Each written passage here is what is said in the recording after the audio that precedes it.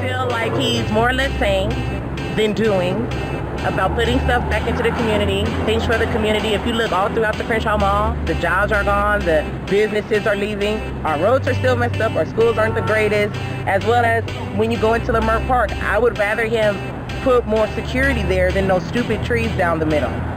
In other words, as a working person, as a tax-paying person, please use my tax dollars wisely, and I don't feel Bernard Park does that. Looking forward to exposing the number of positive things that are occurring in the 8th District. We're very pleased recently with the Chamber identifying us as the #1 job creator in the city. Oh, really? We have a number of housing developments and other activities, and one of the most important ones to us is the University Gateway project, which really has done a number of positive things in the north part of the district. Yeah, well, it is a similar city. Officers and detectives are being forced to take time off.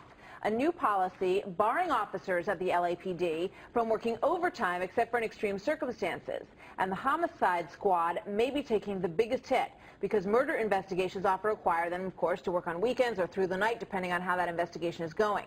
And now a rash of recent killings is compounding this problem. Bernard Park, City Council member. Chuck, what do you do to close this gap? Well, you only can do a couple of things. You can create new revenue, you can stop spending, or you can reduce your workforce,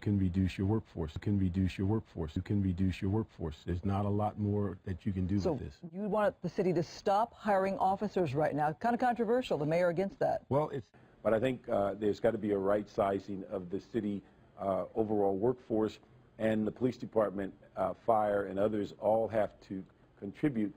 It just can't be on the 30% of the budget that's non-law enforcement or fire. My title may not be as well known as mayor or chief of police, but my work is just as important.